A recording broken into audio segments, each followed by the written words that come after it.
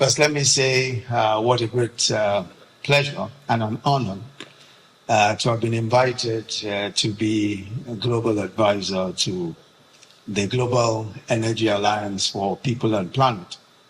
I am, of course, one of those who has perhaps more than a passing interest in climate change, and I'm sure that many of us in due course will develop that sort of interest because, as we know, I mean, this is an existential problem for all of us.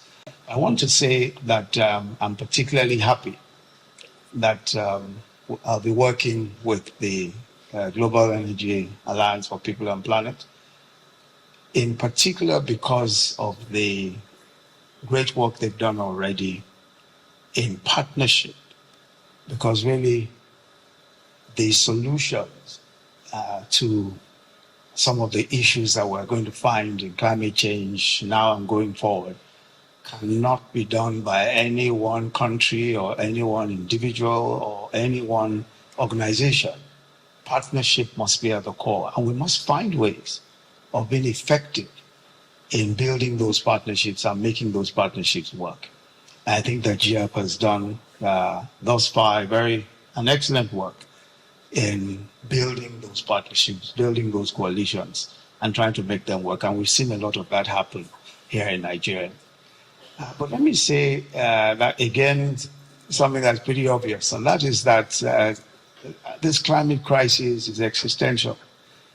Whether we like it or not, it's evident that if we don't take very serious and very prompt action, the world as we know it may not exist, but perhaps even worse for those of us in this part of the world, in the developing countries, because we're not necessarily as prepared as countries in the global north. We may find ourselves really at the very wrong end of things, and we may find ourselves suffering far more than anywhere else, because our states are still relatively economically fragile, and what we're seeing already is evidence that there is a lot that we need to do, and to do quickly, in order to reverse what we're seeing today. So I think that for us in this part of the world in particular, in Africa and the developing world, it's not just about climate. It's not just about climate change and climate action. It is perhaps more about ensuring energy access at the same time. So as we resolve the climate change issues, we must resolve the energy access issues. And the energy access is central for us because it is at the heart of development. No matter how we approach this, if we don't deal with the energy access issues, if our people do not have the sort of energy that is required for development, and Simon was talking a moment ago about what's happening in the market in Ikorodu, and how just having power, renewable energy, but in this case, has simply transformed the businesses there and transformed the lives of the individuals who are involved in those businesses. And that really is at the core of the work that we're trying to do with GEAPP and the other partnerships and coalitions.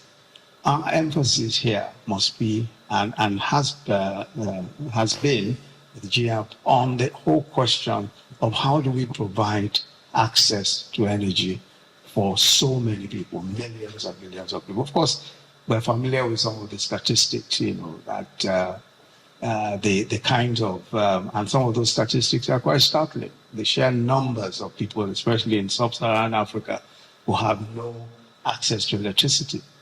And that means no access to development on the scale that is required to be able to conquer disease, to be able to conquer poverty, and all of the other devastations that come along with underdevelopment.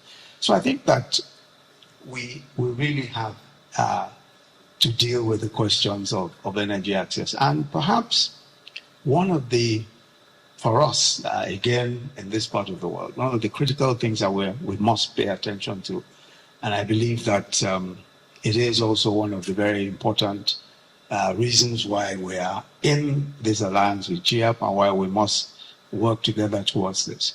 It's the fact that, Africa can no longer just see itself as a victim of climate change. The truth of the matter is that Africa can be the solution to several of the issues arising from climate change. And how is this? We have renewable energy on enormous resources. We have natural resources, of course, for batteries, for instance, lithium. Many of us, of course, are familiar with some of what is going on all over the world with just lithium in Zimbabwe, even in Nigeria, in Kaduna here, for batteries and all of that. We have a young working population that is prepared and ready. Our carbon sinks are some of the largest in the world, even larger. Our forests and other carbon sinks are some of the largest in the world. So it is possible with the coalitions that we can form to make Africa the answer to climate change, the answer to some of the types of climate action that we need to resolve climate change. And that, for me, is a very important issue, and I believe that is one that we must focus on, because it is possible for Africa then to become, the big job engine.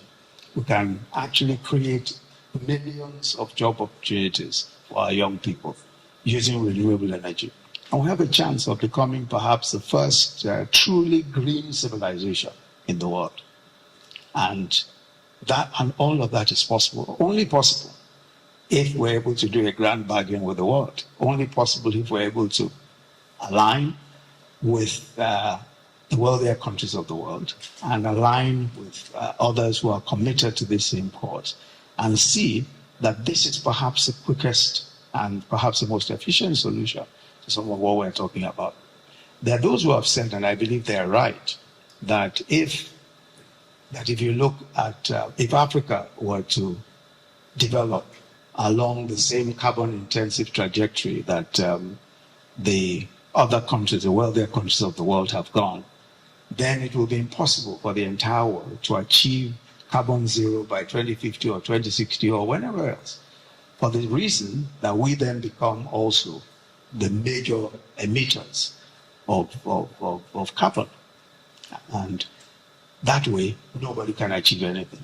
So the world cannot even afford to watch us, do exactly what has been done by other countries. There has to be a green energy solution to development of Africa and the rest of the world.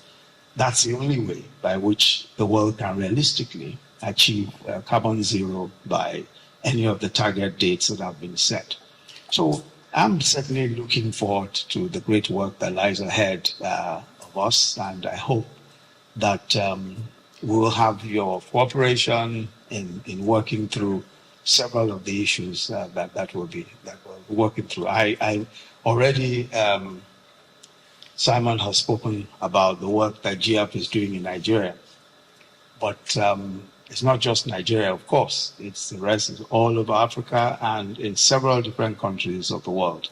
And we have to cooperate with countries of the world. We have to ensure that we're able to work with everyone, because this is perhaps, that one big issue that the entire world realizes that if we don't do enough and we don't do enough together, we just might end up without this world as we know it.